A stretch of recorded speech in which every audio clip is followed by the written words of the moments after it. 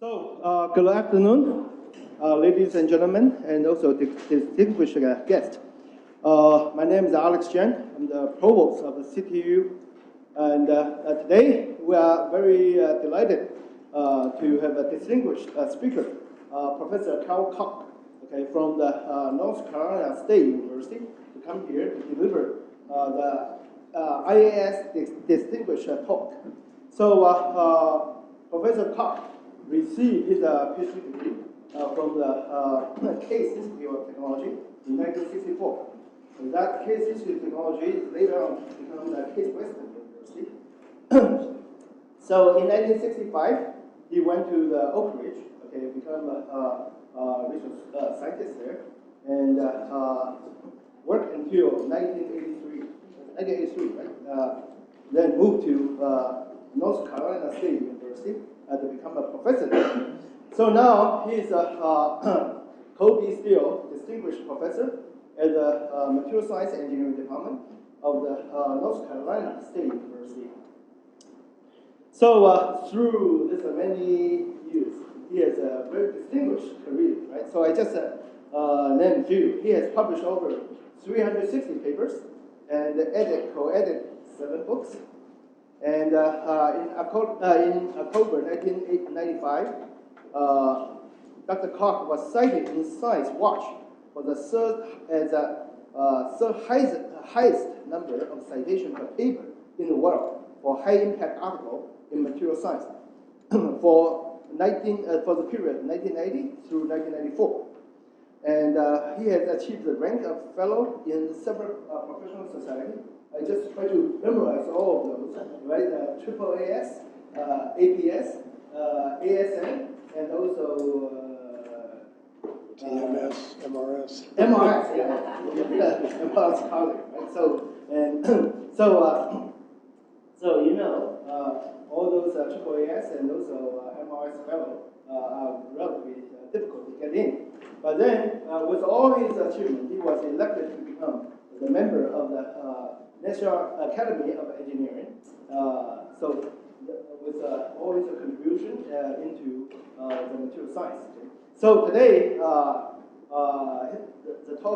title of his talk is Stabilization of Nanocrystalline grain size at elevated temperatures, theory and also experiment. Please join me to welcome Professor Koch. I'd like to thank everyone who invited me here, AIS, my old colleague CTU. I'm very honored for this to give this distinguished talk. And before I start my actual technical lecture, I thought I'd say a few words about where I come from. So I'm going to give a little overview of our department at North Carolina State University, which is located in Raleigh, North Carolina. So where's North Carolina? First of all, here's a map of the U.S., and there's North Carolina in red. You can see it's on the eastern coast of the United States. So to get here, first I had to fly from Raleigh, to Seattle, Washington, which is about a 5-hour direct flight for us. And then from there, I had to go across the Pacific to Hong Kong, which is about 13 hours. So not too bad, actually. Pretty good. And a little more detail here. Here's Raleigh, more or less in the center of North Carolina. It's the capital city. It's part of the Research Triangle area, mainly 3 major universities: North Carolina State, University of North Carolina at Chapel Hill, and Duke University. And so, what's North Carolina State? It's the largest 4-year university in North Carolina. It's very research extensive, land grant institution. These land grant institutions were formed after the Civil War, and they were supposed to be practical agriculture and engineering and so on. We have about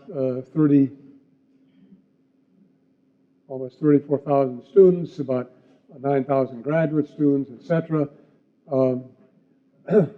got 10 colleges, 59 graduate programs, ranked 12th in graduate education in the U.S. In the College of Engineering, we have 13 programs and a number of research centers and state-of-the-art facilities. So this just gives an overview of what we call our Centennial Campus now. This is our famous new library, our Hunt Library.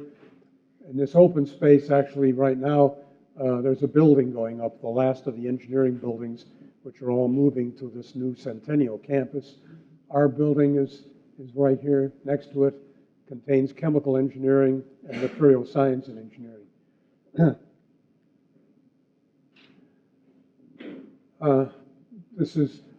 We have 27 faculty members, about 140 graduate students. Of these, majority are PhD students. And we have the 4th largest materials department in the United States. And here's a picture with some of the faculty. And it has 3 of us are members of the National Academy. Jerry Como, myself, and Jay Ryan. And we got a couple more nominated this year, so hopefully we'll get a few more. So pretty good for a department to have 3 members of the Academy. Yeah, there's the 3 of us. Undergraduate program, about 150 undergraduates, and you can see the breakdown between female and so on, and fairly high GPAs. We got a new undergraduate administrator a few years ago, and she managed to really increase our undergraduate enrollment, pretty much more than doubled it over the years. It's a top 20 U.S. graduate program. This is kind of repeating what the earlier slide said. And then there have been a number of spin-off companies coming out of NC State. Probably the largest maybe is Cree. Some of our graduate students of our former professor, Bob Davis, formed this company making silicon carbide single crystals and wide bandgap semiconductors. And they make a variety of products these days. And there's a little more detail about them. So you can see they're no longer a company of 6 or 7 people. There are thousands now employed by them. And then we have a number of centers. I won't go into a lot of detail on all of these, but you can see we have a materials research science center, mostly organic material sort of thing. We have one on high entropy alloys, but it's for basically ceramic high entropy alloys, which is sort of unusual, borides and carbides and so on. And then a number of other centers. And we're going to try to go for a MERSEC and a MURI here in the near future. We have what's called the Analytical and Instrumentation Facility. It's a college-wide facility, but it's run out of our department. The director of it, Jacob Jones, is a faculty member in our department. And we have a number of state-of-the-art instruments. We don't have a fancy APT, unfortunately, but we do have high-resolution microscopes and a whole range of a variety of analytical facilities. And of course, it's a user facility, so not just university, but industry also takes advantage of this. They pay more money, of course, than university people do. And again, we have a high-resolution Titan microscope. And so in summary, we have a strong material science and engineering department, both undergraduate and graduate levels. Some recent research accomplishments include the so-called Q carbon Professor Narayan's group came up with. And if you dope it with a little bit of boron, it becomes a superconductor with a relatively high TC for a BCS superconductor, a little bit greater than 50 Kelvin. A novel way to increase light extraction in organic light-emitting diode panels, work of Professor Frankie So and his group, Professor So used to be on the advisory committee here. And then finally, one example, in situ observation of interface-affected zones provides a puzzle piece for the so-called heterostructured materials. This is work of Professor Yuntian Zhu, who's going to come here this fall to do a sabbatical. So I've already said that here, okay? Okay, so now I need to move to my actual technical talk, and I'll need some help, probably.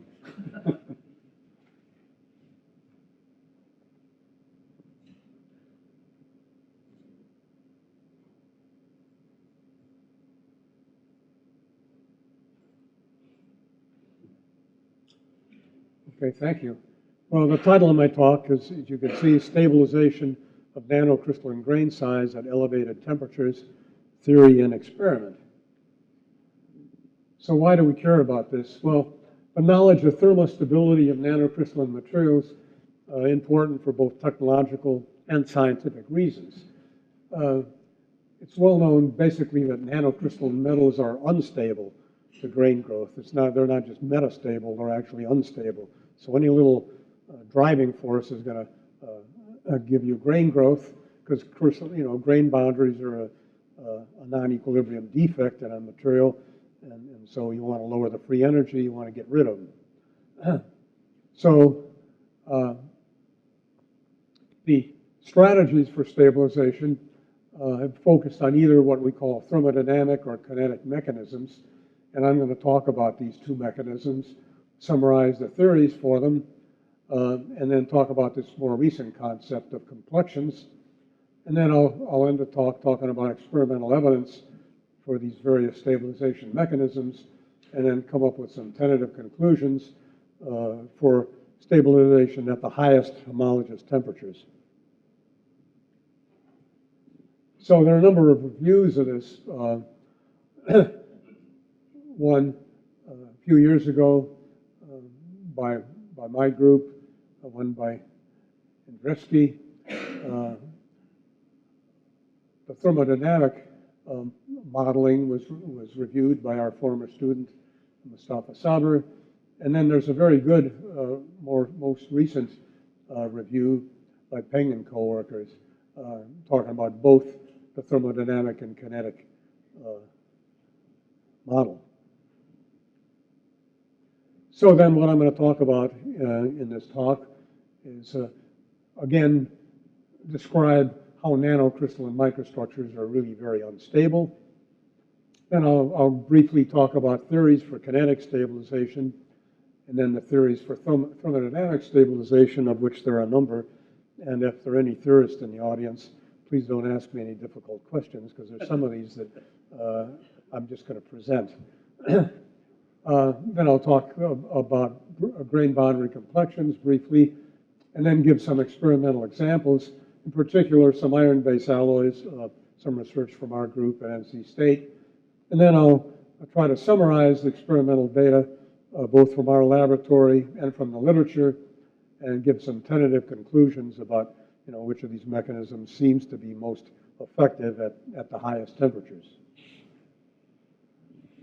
Okay, well, grain growth in pure nanocrystalline metals, as I say, that it is really unstable, and it's been observed that you can get very significant grain growth, and by that we mean doubling of the grain size in a day at room temperature, in low melting point metals like tin, lead, aluminum, magnesium, and so on. And then you can observe abnormal grain growth at room temperature in pure copper, silver, and palladium. And even nominally pure elemental metals, typically, if you heat them up, you lose the nano grain size by something less than half a homologous temperature of 0.5 or so.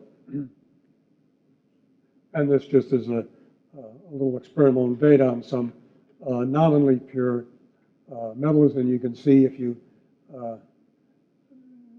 if you define nano as 100 nanometers, by the time you get to, you know, 0.5, you've lost your nanocrystalline grain structure. The example that I really like to talk about, to me the most impressive maybe, is some work that was done by Ames and co-workers some years ago on nanocrystalline pure palladium.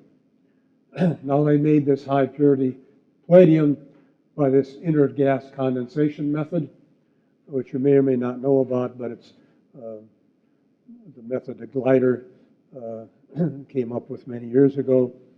And basically it's a very nice technique for making nanocrystalline materials. And their starting material had a grain size of about 10 nanometers.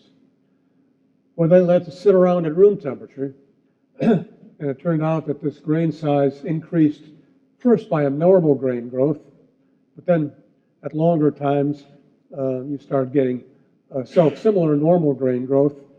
And after about 2 months, just sitting around at room temperature, grain size had increased greater than to 10 microns, so more than 3 orders of magnitude.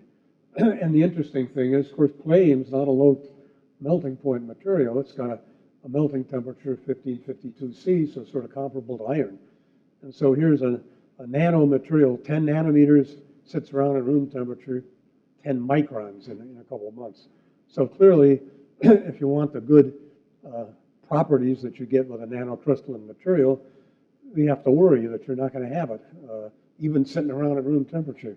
Of course, this is a pure material, so the way to get away from this is you don't have pure materials. You make alloys, or you dope your material somehow. So then, just to review grain growth, if you're looking at grain boundary velocity, typically we have our 2 components to it, the mobility and the driving force, or the driving pressure. Mobility given by this expression here, which is, again, a function of the temperature and the activation energy for it. And then the driving pressure, we have our grain boundary energy, basically, and the grain size. And so this is how we get our thermal stability. So what this talks about is really looking at these 2 components, this mobility component, so-called kinetic stabilization, and the driving pressure, or the driving force, so-called thermodynamic stabilization. So first of all, talk about kinetic stabilization theories, and there are a variety of them.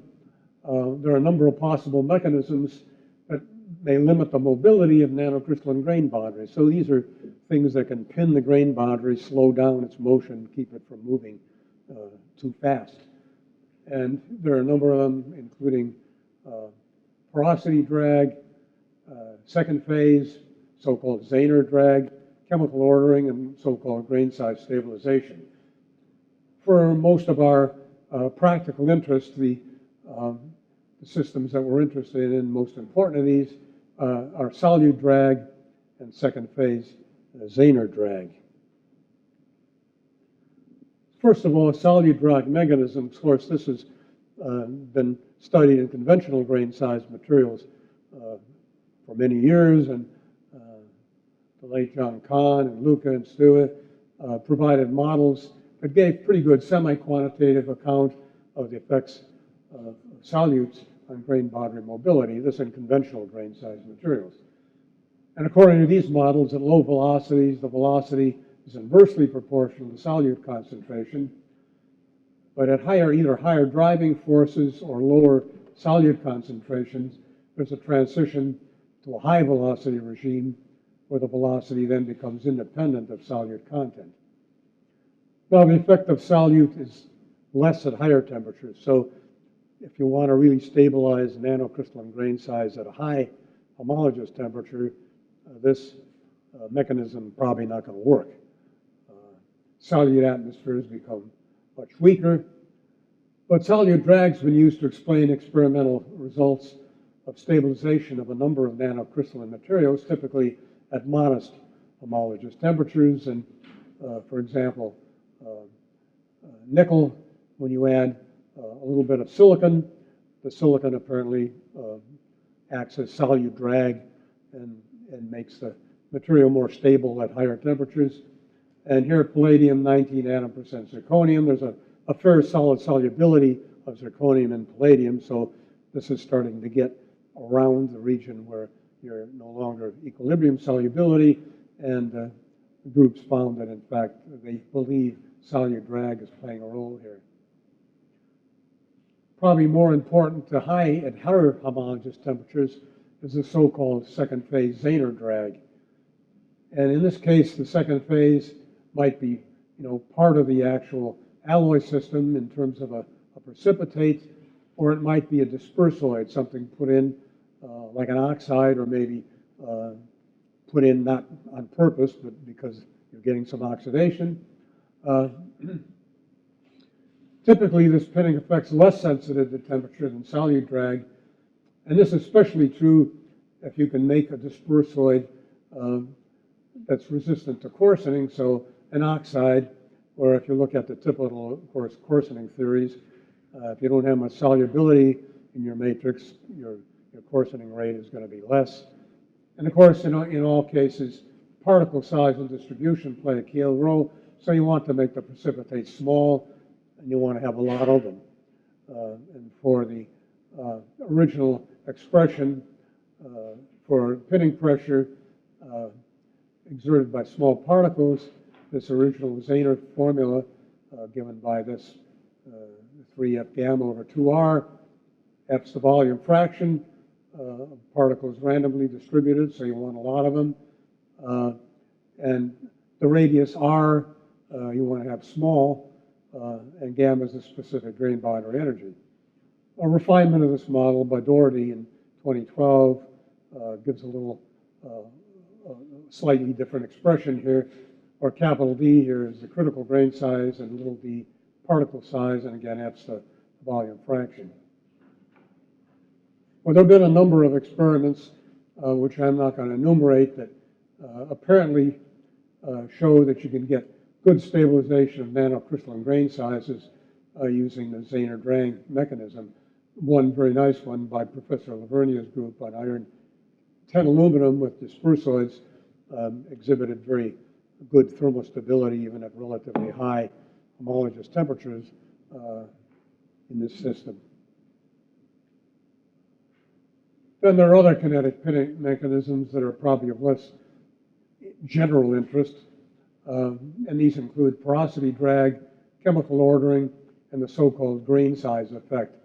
Now, porosity can reduce grain boundary mobility, so if you have very fine porosity, it acts sort of like a little second phase particle too, and some of the early work on the inner gas condensation, where you ended up with some porosity in some of these ceramic materials, exhibited some stability, and in particular, some work of Hoffler and Averbach in titania exhibited, pretty good grain stability, and it was a function of the amount of porosity you had. The more porosity you had, the more stable the nanocrystalline grain size was. Also, ordering. If you have an ordered crystal structure, it turns out that, of course, diffusivity is typically lower, and you also then get less grain growth. And there are a number of examples by Fultz's group, for example, iron 3 silicon, and some other examples where in the disordered case you got much faster grain growth than in the ordered case. So-called grain size stabilization, theoretical models, it's also observed experimentally, suggested that the decrease in free volume that occurs when you have grain growth, and so you're pushing your free volume from the grain boundaries into the matrix, is going to give you a non-equilibrium vacancy concentration, and so that's going to increase your energy, and so that might be something that might limit grain growth, but again, it's more theoretical than practical. Okay, now I'd like to turn to the thermodynamic models, and there are a number of them, and they're getting more sophisticated all the time. The idea here is that if you try to reduce the driving force for grain growth, and of course the driving force is simply grain boundary energy you want to get rid of, And so you want to get less grain boundary area, and therefore you want to grow the grains. Well, maybe one way of trying to do this is reduction of the excess interface Gibbs free energy with increasing solute content, and it's described by the old Gibbs adsorption isotherm. D gamma equals minus capital gamma d mu. Mu is the chemical potential of the solute atoms to dissolve in the matrix of solvents. Capital gamma, here's the excess amount of solute atoms segregated to the grain boundary. And many years ago, plots of gamma, which here is the change in free energy with the grain boundary area, versus the global solute content, show a reduction in this gamma with increasing solute content. And typically, if you have large solute atoms, this effect seems to be greater, and it could reduce the excess grain boundary free energy with possible grain boundary stabilization at gamma equals 0. Now, this gamma we should not confuse with the grain boundary cohesive energy. Obviously, if that went to 0, your sample would fall apart or maybe become amorphous or whatever. Anyway, this idea was first applied by Weissmuller to the stabilization of nanocrystalline grade size. So his model was based on some assumptions. First, the dilute solution limit, and the equation he came up with had this form where gamma equals gamma 0 minus capital gamma saturation times the enthalpy of segregation plus RT log of little x of c. So again, gamma saturation, solute excess for a fully saturated grain boundary interface, delta H segregation, it's the enthalpy segregation, RT log little x of c. This is the ideal mixing entropy for bulk solute concentration, little x of c. So again, this equation implies that the grain size at stabilization is going to decrease as the solute content increases at some given fixed temperature. Well, this analysis has been extended by a number of people, in particular by Kirkheim and his coworkers, to include both the temperature dependence of the grain size for a metastable equilibrium state. Now, Trilowitz and Shu, I'll call it the TS model of thermodynamic stabilization, came up with a more sophisticated regular solution model, and it eliminated many of the approximations in the previous models. For example, don't have to have a fully saturated grain boundary or the dilute solution approximation. And the way they came up with this model is that they have the grain boundary region and bulk regions with variable volume fractions and solute concentrations in these regions, and again separated by transitional bonds. The delta, the change in free energy of mixing is obtained from the difference in the nearest neighbor bond energy and mixing entropy of the system relative to equivalent volumes of unmixed pure A and pure B with no grain boundary. This for a binary system, A-B system. And the equilibrium state then is obtained by simultaneous minimization of the change in the free energy of mixing with respect to variations of the solute concentration and the grain boundary volume fraction, and of course subject to the conservation of solute. You're not adding or taking away any solute. In their initial model, they didn't include the elastic size misfit enthalpy. So their model was modified some by Saber and coworkers, our group at NC State, and we followed this regular solution model for thermodynamic stabilization using the Winbach-Koo approximation, which incorporates both chemical and elastic enthalpy. And the equilibrium conditions defined, again, by minimization of a total Gibbs mixing free energy with respect to both simultaneous variations in the solute contents and the volume fractions with, again, constraint of overall mass balance. So again, solute conservation, if you will. Lagrange multiplier technique was used to obtain an explicit solution to the constraint equations. If you look at our papers, there are a lot of hairy equations, and our student, now Dr. Saber, managed to solve these using this Lagrange multiplier technique. And the results for the iron zirconium alloy I'll show in this next slide. So this model prediction, this top slide, it's grain size versus temperature and for different solute concentrations. And so here, zirconium from 2 to 8%. And you can see as you add solute concentration that the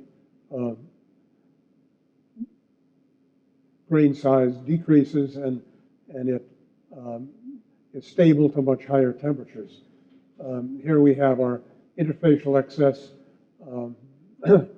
solute, interfacial solute excess, and that pretty much falls on the same common curve according to this model. So again, is a way of trying to predict what you might try to stabilize a particular nanocrystalline grain size at a given temperature.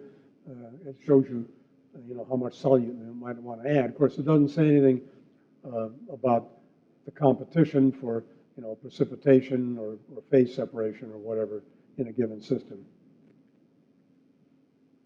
So more recent models on stabilization, where now you try to look at this competition between grain growth and phase separation or precipitation.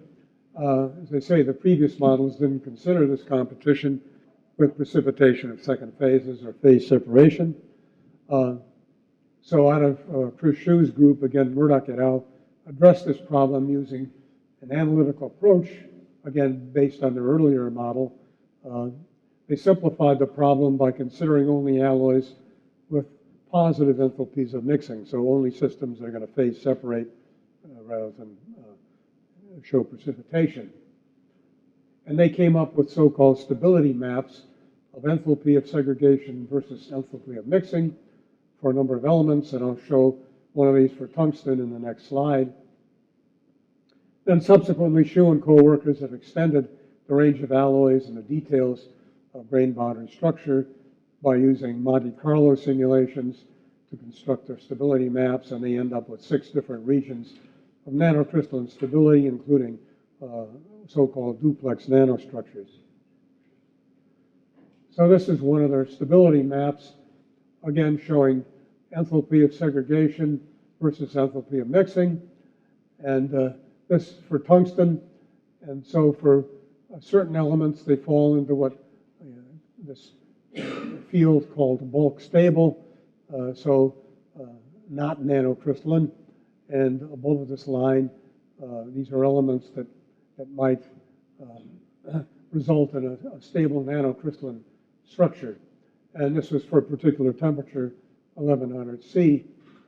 And they experimentally looked at titanium, and then, in fact, they found that it maintained a nanocrystalline grain structure, maybe 50 nanometers, at 1100 C.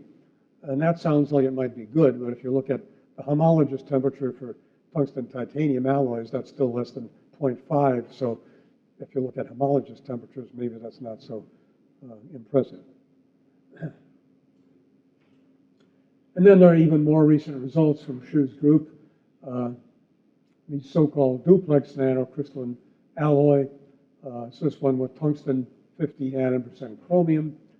They made this by mechanical alloying, and they heated their ball milled alloy to 950, and it formed a nanoscale chromium-rich phase at the grain boundaries. So you got segregation to the grain boundaries, and then these precipitates mostly dissolved in the tungsten-rich grains when you went to higher temperatures, leaving chromium-rich grain boundaries and nanoprecipitates at 1400 C. And interestingly, the microstructure that they observed was in agreement with their Monte Carlo simulations. But again, even at 1400 C for this particular material, the homologous temperature is still less than 0.5. And subsequently, Clark et al. Used the predictions of Shu's group, Murdoch et al., compare thermostability of a predicted stable nanocrystalline alloy, iron 10 atom% magnesium, with a predicted unstable alloy, iron 10 atom% copper. And again, the predictions were verified experimentally. Iron magnesium alloys maintained nanocrystallinity at least greater than 0.5, and the iron copper alloys grew rapidly out of a nano regime. And again, the iron manganese showed grain boundary segregation, and the iron copper exhibited phase separation. So at least qualitatively, the model seemed to work pretty well. Again, simulation of nanocrystalline configurations and getting away from binaries to multi-component, now ternary or multi-component alloys. So if you're interested in these multi-component systems, they used, again, their lattice Monte Carlo approach to look at ternary alloys, where one solute stabilizes the grain boundaries, and the second one forms nanoscale precipitates. It's a relatively recent paper. In order to do this, they select different bond orders, bond energies for components in the grain boundaries or in the grains, and so you end up with 12 if you have a ternary alloy due to different mixing enthalpies. And so you got very complex microstructures with or without a core shell grain structure. So whether you have, segregation at the grain boundary with different solute concentrations. So again, this simulation suggests very myriad complex microstructures that can be formed once you get beyond binary systems, when you get to ternaries or multi-components, and a large range of possible multinary nanostructures. Well, trying to combine both thermodynamic and kinetic stabilization. A few years ago, well, some years ago now, Chen et al. Came up with a so-called thermokinetic model for grain growth in nanocrystalline metals containing solute elements. And their model was developed incorporating the effects of activation energy and grain boundary energy. So if you of course, you want to increase the activation energy to stabilize the grain size, and you want to decrease the grain boundary energy. And it turns out that the equation they end up with has a term in it that is very reminiscent of this very old diffusion power law equation of Burke and Turnbull. That's d squared minus d0 squared. The rest of the equation terms stem from the interaction between the kinetic and thermodynamic aspects of grain growth. So anyway, their model predicts activation energy increases and grain boundary energy decreases with grain growth due to solute segregation. So that's what one would like to have occur. And Koch et al. Compared some experimental data with their model, and this happens to be for iron with zirconium additions. In this particular case, 4% atom% zirconium. So they extended the model by incorporating the effect of temperature and the initial grain size distribution. And you can see they get quite good fit. This is the thermokinetic model, and these little diamonds are the experimental data points.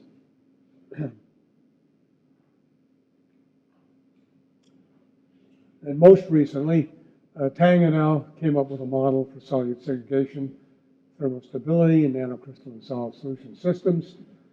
And what they do is they present a model now coupling first principles calculations and thermodynamics to describe thermostability of nanocrystalline solid solution alloys. And so this model couples first principles and thermodynamics, and again, based on deduced grain boundary formation energy and change in the total Gibbs free energy as deterministic functions of solute concentration, grain size, and temperature. And so they look at the combined impacts of solute concentration, the initial grain size, and temperature and the grain structure stability for what they call strongly and weakly solute segregating systems. And so here's some experimental data for two such systems. So here we have mean grain size versus temperature. And for a so-called strongly solute segregating system, as determined from their model, we have tungsten scandium. And then for a weak one, we have copper zinc.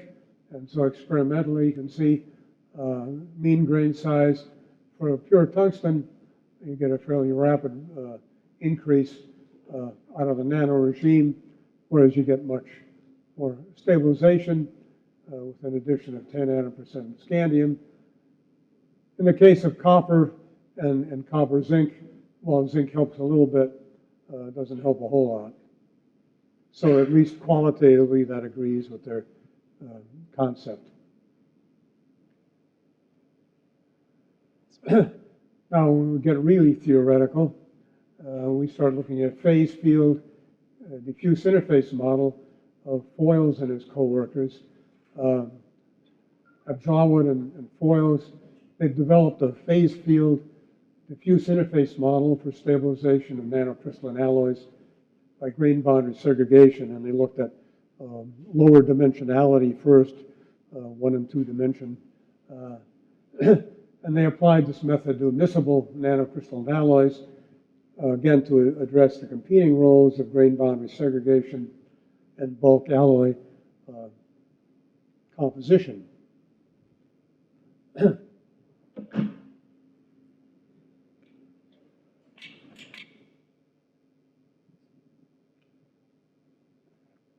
And what their model showed was that they see that the grain boundary segregation becomes the dominant factor as the heat of segregation increases in comparison with the bulk heat of mixing. So they looked at an interesting system, gold-platinum, in this case platinum with 10 atom% gold. Now, you wouldn't think offhand that that might be a very good system to study, but there are a couple of reasons that it's interesting. First of all, the atomic sizes aren't that different between gold and platinum, so the elastic enthalpy is probably not too important, but the chemical enthalpy is. But the nice thing experimentally about these systems is they don't oxidize. And so the problem with so many other systems, you're trying to study thermodynamic stabilization, but it turns out in the process of making the nanocrystalline material, you inadvertently introduce even small amounts of oxygen can form oxides, and so you end up with nanoscale oxides that then form nice kinetic Zener pinning type obstacles, and so you can't separate these easily from the thermodynamic stabilization. But this is an alloy system where you can do that. And again, they use their molecular dynamic simulations at temperature to equilibrate the structural aspects and Monte Carlo simulations to equilibrate the compositional degrees of freedom. And both approaches use the embedded atom method potential for platinum gold. Again, of course, Foils and company were theoretical people had worked on the embedded atom technique for a long time. Modeling studies indicated the segregation of grain boundaries highly non-uniform and sensitive to boundary character. So up till this, most of the other models ignored differences in the actual grain boundary structure. They assumed all the grain boundaries act the same, and now a Foils group shows that in fact that's not the case.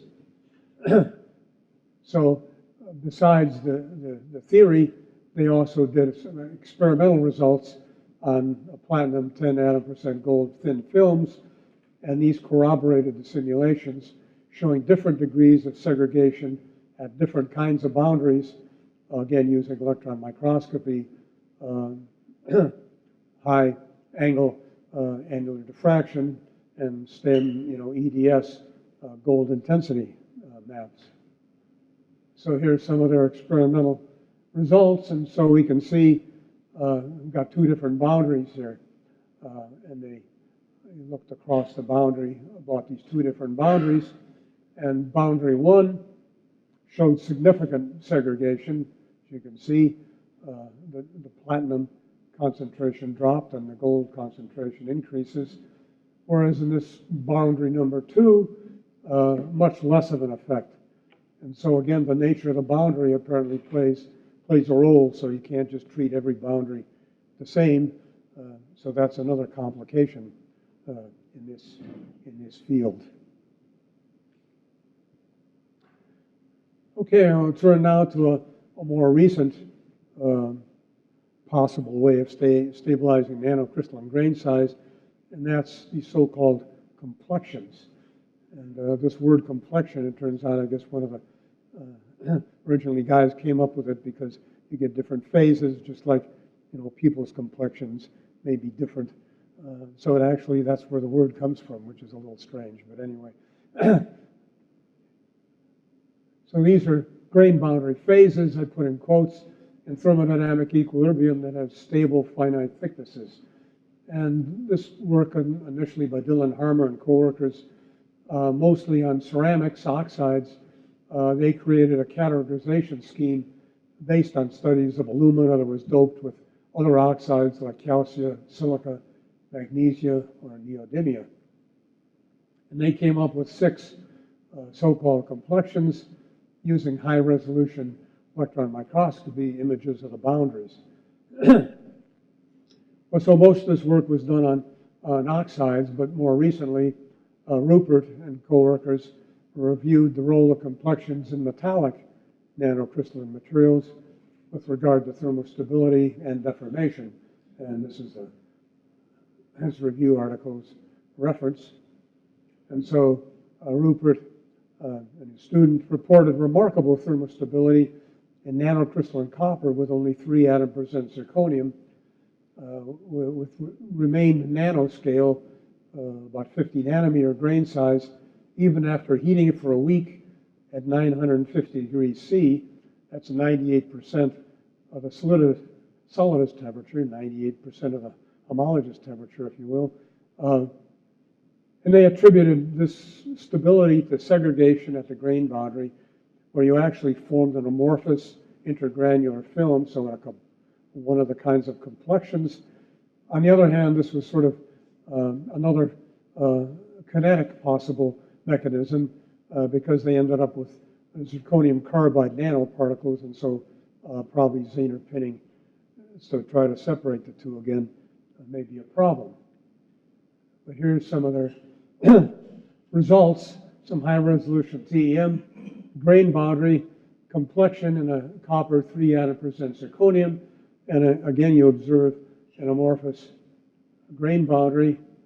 If you look at the image and also the diffraction pattern, you get an amorphous diffraction pattern, and away from the grain boundary you get the crystalline diffraction patterns.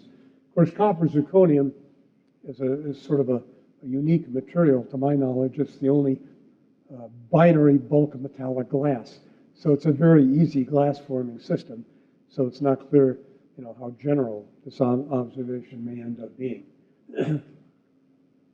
But here, again, they found they got zirconium carbides. Again, they made this material by mechanical alloying, so they inadvertently picked up some carbon using their steel milling media, presumably, and you don't need much to form these nanoscale carbides. And so you can see these zirconium carbide particles were nanoscale, and even at these high temperatures, even at temperatures up to 950, they still stayed nano, no more than about 25 nanometers in size, so probably were pretty effective Zener pinning obstacles. Okay, well, for the rest of the talk, I'm going to describe some more experimental evidence for thermostabilization, and in particular, I'll use some of the experimental evidence from my group at NC State, and in particular, I'll focus on some iron nickel and iron chromium nanocrystalline alloys with selected dopants. And then finally, I'm going to make a little comparison using the available data from the literature and from our group of thermodynamic, kinetic, and combinations of the two, and complexions for stabilization of nanocrystalline alloys as a function of homologous temperature. Okay, so first I'm going to talk about iron-nickel alloys. So here we studied grain growth in iron 8th atom percent nickel, and we used X-ray line broadening analysis to estimate the grain size, focused on beam microscopy and TEM, and these samples were all made by mechanical alloying. It turns out the rate of grain growth for samples containing zirconium was much less than that for pure iron or the iron 8th atom percent nickel alloy. Now, at higher temperatures, we found we did get precipitation. So the grain growth containing zirconium was coupled with precipitation of iron 2 zirconium.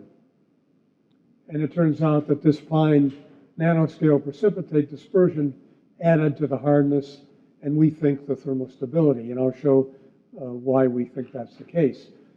One of the interesting factors was that we did some in situ X-ray and also in situ TEM, and we found that the grain growth accelerated dramatically when we went through the phase transformation from the BCC to the FCC at about 700 degrees C in this alloy. And this had been seen previously by the German group in an iron titanium alloy. So this gives some of the data, grain size and hardness. And again, this is grain size estimated by X-ray diffraction, so you sort of take it with a grain of salt, but in any event, it's clear that the alloy rapidly loses its nanocrystalline structure when you get slightly above 600 C, whereas containing zirconium, you get more stabilization, and the more zirconium, the better it is.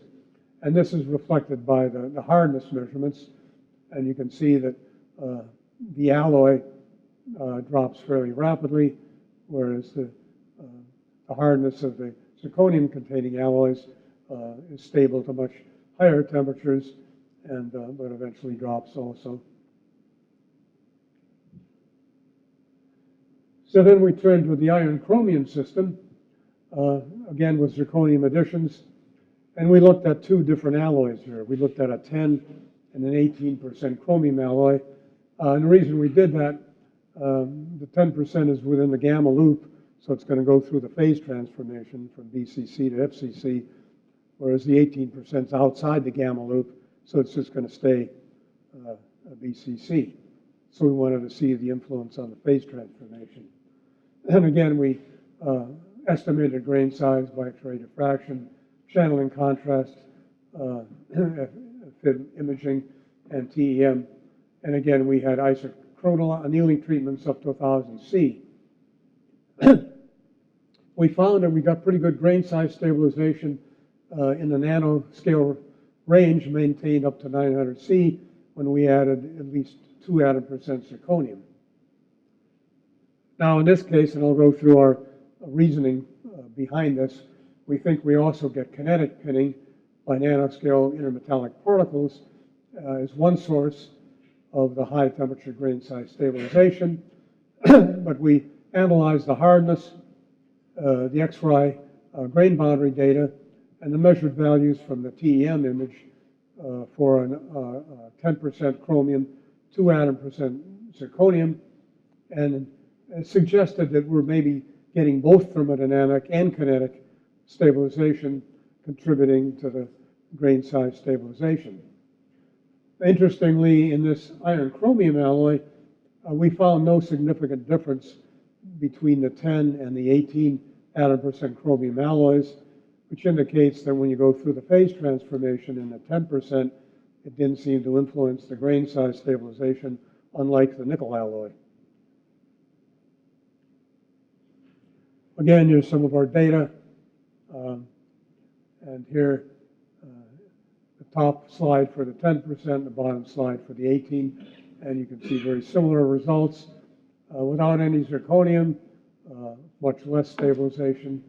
With zirconium, much more stabilization, and the more zirconium, the better.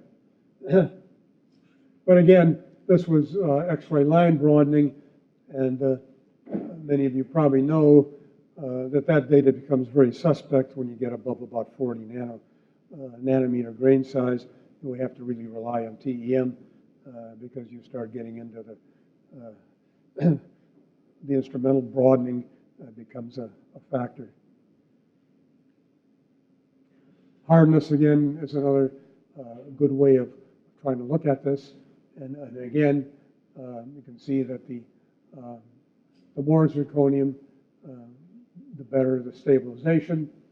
And again, between the 18 and the 10, not significant differences in terms of when the stabilization starts to decrease.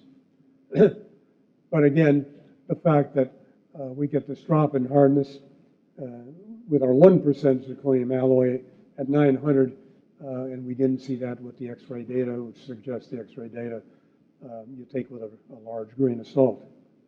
And this is just some channeling contrast imaging for the 18 atom% chromium with 4 atom% zirconium and yield at 900 C. And so you can see that you're still got pretty small grain size, even at 900 degrees C. So a summary then of this these studies of the iron chrome alloys with zirconium additions, we found when we add zirconium, we get pretty effective thermal stabilization in the nanocrystalline range up to about 900 C. And this stabilization is presumed to be due to Zener pinning by the zirconium intermetallic precipitate, so the kinetic mechanism, or maybe segregation of zirconium to the grain boundaries, the thermodynamic mechanism. And the reason we suggest that is if we look at the Hall patch strengthening and the Orwan strengthening for this particular alloy and yield at 900, we use this to extract the volume fraction of intermetallic particles having a mean size of about 20 nanometers. And it turns out the stabilized average grain size then was 82 nanometers experimentally, whereas the Zener pinning size model predicts a grain size of about double that. So again, if you believe those calculations, this suggests is that the additional stabilization is attributed to the thermodynamic mechanism, so maybe both mechanisms are playing a role here. So predictions then from our model, which admittedly is a regular solution model, not as sophisticated as some of the others, but gives some qualitative predictions that aren't too bad. And so again, we extended the thermodynamic model for binary alloys to ternary systems. And so in this case, we have our iron nickel and iron chrome with zirconium. And so we got ternary systems. And I'll show the prediction in the next slide. And then in the following slide, I'll show experimental evidence to show, at least qualitatively, that this prediction seems to work. So here's the prediction.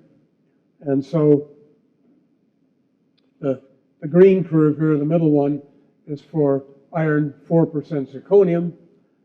And this curve here, the red and the blue with diamonds and squares, are for 10 and 8% nickel with 4% zirconium. And so you can see the nickel alloy actually shows less thermostability than just the pure iron with zirconium.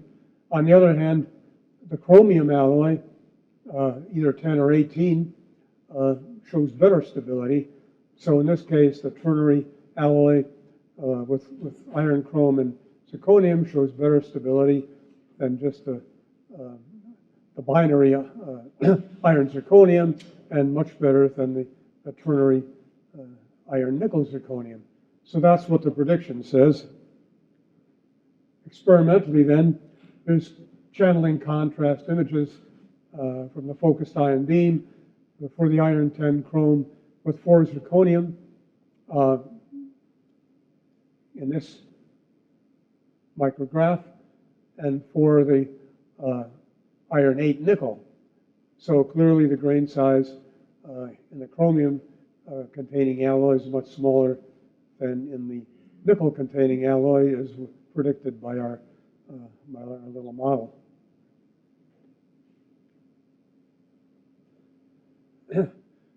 So then we added another, besides zirconium, we tried hafnium, and we found some interesting results. Again, we used our usual experimental techniques and annealed up to 1100 C. And it turns out when we had samples with about 4 atom% hafnium, we maintained nanoscale up to 1000 C. And what we found, a very effective mechanism apparently, were these hafnium oxide precipitates, and these were determined to be a major source of kinetic stabilization. Well, we're very careful in our processing to make sure we're not adding any oxygen, but it turned out we analyzed our starting iron powder, and it turned out it had enough oxygen in it to give us our hafnium oxide. Subsequent, I'm not going to talk about it in this talk, but we got some very high purity iron, and sure enough, we could eliminate the oxides, and et cetera. So in any case, we figured that these nanoscale hafnium oxides were a major source of kinetic stabilization. But again, we compared OR1 strengthening, contribution to the total hardness, deviation of grain size predictions from the actual grain size. Again, suggests maybe we're seeing both thermodynamic stabilization and kinetic stabilization. And again, this was supported by our high angle annular diffraction stem and the EDS measurements. So here's some of the experimental results for hafnium and chromium grain boundary segregation. Maybe kind of hard to see here, but maybe you can see the grain boundary highlighted here, typical region, and then relatively rich region, even more highlighting, so we're getting segregation at the grain boundaries. Here's our whole test plot where we have our sample without hafnium, and then this increase in the hardness at these temperatures off of the Hall patch plot when we have our hafnium addition at the higher annealing temperatures, and we're getting our hafnium oxide. Okay, then to conclude, I just want to compare some experimental data for thermostabilization by these various mechanisms. And so what I'm doing is going to plot the homologous temperature at which the nanocrystalline grain size, that is less than 100 nanometers, is still maintained for thermodynamic stabilization. So the solid circles, kinetic stabilization, the open circles, a couple of cases where we think maybe both are occurring, and then this one, kinetic and complexion stabilization. So here's the plot. Of course, this scale doesn't mean anything, just to separate them. So here we see our thermodynamic stabilization as best as we can determine. Our kinetic stabilization are a couple of examples where maybe both are occurring, and then our example here from Rupert's work where we have the copper zirconium system and extremely good stabilization. One caveat, of course, when you're thinking about thermodynamic stabilization, there's also the possibility you're getting a solute drag stabilization, and it's really very difficult to separate those two. So we're not really sure, how whether these are really thermodynamic stabilization or not. But in any event, it would suggest that if you really want to stabilize a nanocrystalline material, the best bet maybe is to use Zener pinning, nanoscale precipitates. So then to summarize, from the experimental data shown in this previous slide, we suggest the most effective mechanisms for thermostabilization of a nanocrystalline grain size at high homologous temperatures are kinetic, that is Zener pinning by nanoscale particles, or possibly a combination of this and thermodynamic stabilization by solute segregation grain boundaries.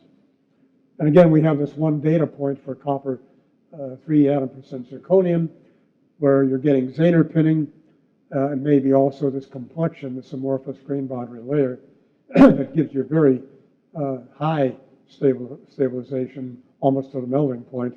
And so maybe this is an area to try to find really stable nanocrystalline materials. On the other hand, copper zirconium may be a unique system, which is subject to other systems. Okay, just to acknowledge then, I'd like to thank the National Science Foundation, the Department of Energy, for support of his research on this topic under these grants. And I'd like to thank the graduate students who carried out the research at NC State that I presented in this paper. So Mustafa Saber, Weizhang Zhu, and Lulu Li. And then, of course, I want to thank my collaborators, Professor Ronald Scattergood and Professor Yantian Zhu. And thank you for your attention.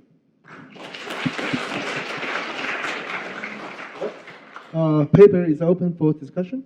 Any question? Okay, CT. For grain growth, right, which should be very sensitive to the grain boundary chemistry segregation. Have you any to work, try to categorize grain boundary segregation using APT? Because that's very good. I know, I know we haven't, but that, you know, I'd love to. I mean, okay. I think that's the way to do it. Yeah. You can do very good work for that part. Yeah. My second question is, I'm very interested in the excessive grain growth of pure palladium. Yeah. Okay. What's the reason for that? I think one thing is it's very pure. And so there's really... There are possible three reasons. Yeah.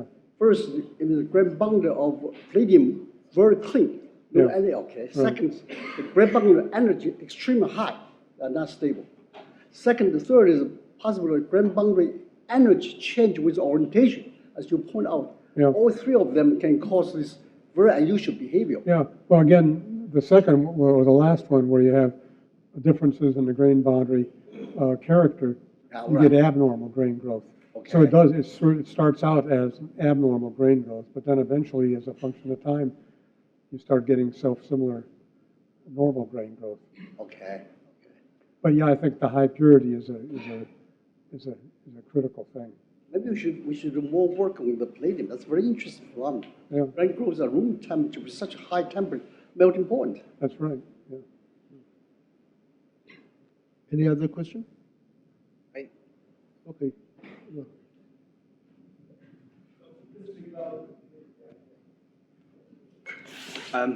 Professor Koch, okay, it's a very nice talk. I have one very fundamental question, so seek clarification from you. When you say that there's two mechanisms for this slow grain growth, one is the thermodynamics, the other one is kinetics, right? So if we talk about the thermodynamic mechanisms, okay, it comes to us that, it naturally occurs to us that you mean that the thermodynamics of the grain boundary should be lower, the energy of the grain boundary should be lower than the bulk, so it becomes stable, right? If that's the case, can we say that, the question is, if grain boundary energy is so low, it's lower than the bulk, why not just we have this whole materials becomes the grain boundary, right? If the grain boundary energy is lower than bulk, why not just grain boundary replace the bulk and become the whole material, right? That's the questions. Because the grain boundary is a non-equilibrium defect. You don't want it, as you said. You want a single crystal, so you want to get rid of all the grain boundaries because it's going to increase the energy of your system.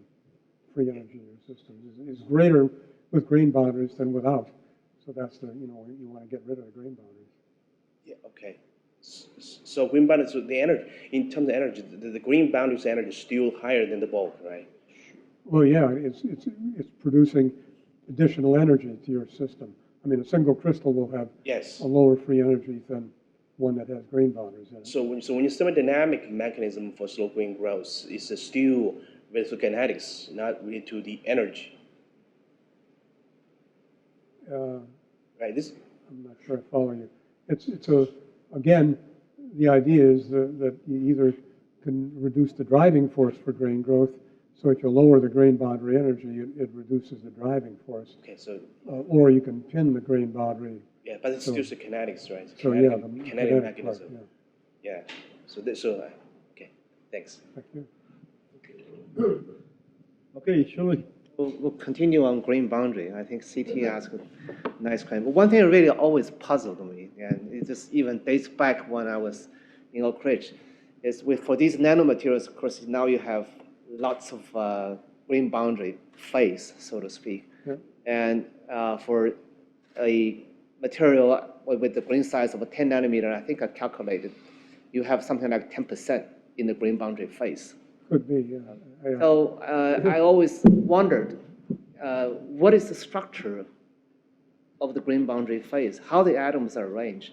So of course we know, with you have a solid segregation into the green boundary, the chemistry will be very different. But how the atoms will be arranged? I was wondering. Early on, I guess you may remember Glider and company. They thought that the grain boundaries and nanomaterials were very different. They were a much more open structure and very different than conventional grain boundaries. But people who have done high resolution TEM say that's not the case, that they look just like any other grain boundary. Basically, they seem to look just like another, a large grain size grain boundary. Are they, so in Glider's case, those will be amorphous, two amorphous phases. So in nanocrystalline nickel, for example, I mean, what's current thought of the grain boundary phase or nanocrystalline iron? To my knowledge, and I don't remember exactly who did on what material the high resolution microscopy was done. I suspect maybe nickel was one of them, but if you look at them, you see very nice atomic planes going right up to the grain boundary. So, I mean, they don't look any different than conventional large grain materials. But that's what the original Glider's, work. He said he thought that they were going to be very different. We actually have a paper submitted, but which shows that there are two phases, and their packings are different. Yeah. So, but from of course, these complexions, that's another story, but then that's in not a pure material. That's in an alloy or whatever. That's always a puzzling question. Yeah. Well, many of the narrow crystalline material, especially the alloy, prepared by severe plastic deformation, the grain boundary are not really well defined. This is called diffuse boundary something. Yeah. So in many of the data you show, so sometimes you cannot distinguish with a diffuse boundary or a well-defined boundary. So most people use EBSD to characterize them, low angle boundary, median, and high angle boundary.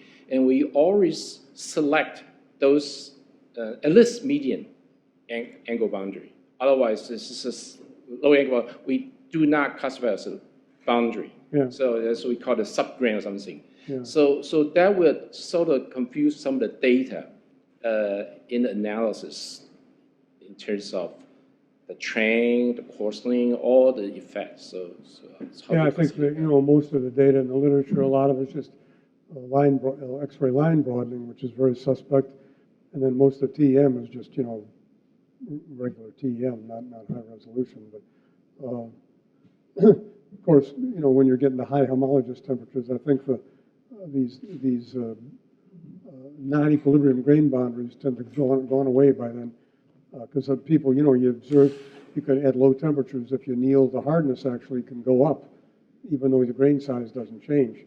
And so the suggestion is that the grain boundary character is changing from non-equilibrium to more equilibrium. But I think that's mostly at low temperatures.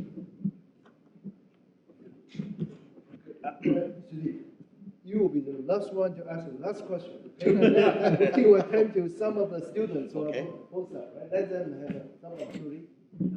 Anybody from the student side would like to ask a question? No? So how about Professor Cox, a former student?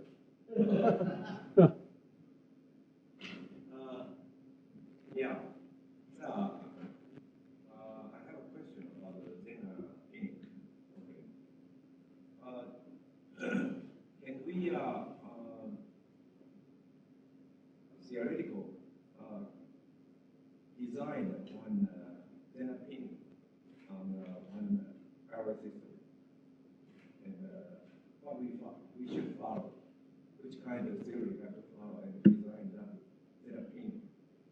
Well, I think, the general idea is if you believe either the original Zener formula or the Doherty's and other people's refinement of them, what you want are nanoscale particles, and a lot of them. And to get more sophisticated than that, I'm not sure. You might have to look at the details of the particle interaction with the grain boundary, whether it's coherent or incoherent or whatever. But, like a conventional tungsten was painted by the it's like that. You can start the grain growth. yeah, I guess. Yeah. More stable second phase. Yeah. Okay, Steve, your turn. I'm very interested in the excessive grain growth of palladium, right? Because the metal point of palladium is so high. Why they show such, okay? My question is, anybody do atomic simulation to simulate the grain boundary in palladium as compared with other material so far? Maybe, I'm not aware of that offhand. And this work was, the German group, A. Markham and so on. And, but, copper does the same. Of course, copper's not as high at melting temperature. Right. But it'll grow at room temperature also. And I know palladium is the one that's been studied in the most detail, I guess. But, copper's not as pure as palladium either. So. Yes, right. Yeah. Okay, Jacob. Oh, I'm sorry. Yeah. In this university, Jenny and some of the KBU, they did a gradient grain size structures. Yeah. And that seems to be result in the best combination of mechanical properties. Right. And so for the nanocrystalline, especially lower than 30 nanometers, sometimes the mechanical property is not the best. We actually want to anneal them to a little bit higher the grain size to get a better plasticity or something. So that means the thermal stability is a little bit lower. It doesn't mean the worst. Yeah. Sometimes we can change the gradient. So outside and inside have the gradient microstructure. Yeah. Of course, I have my own opinion about that because we had this technique where we do in situ consolidation during mechanical alloying or mechanical milling. And we got, big balls of pure copper that we then squeezed and made discs out of, and we did in situ TEM and so on, and we found, for one thing, we do tensile tests on them, and they're very ductile and very strong. So it's both strong and ductile. This was nanocrystalline grains of about 20 nanometers. And we looked in TEM in situ, and we see, pileups. So all of the stuff about, nanocrystalline materials being brittle when they get below, we think it's not true. It depends on the artifacts that you got in there. If you have artifact-free material, it can still show good ductility, at least in the examples that we've looked at. But I know as the conventional wisdom is what you just said, that when you get to small grains, this stuff gets brittle. But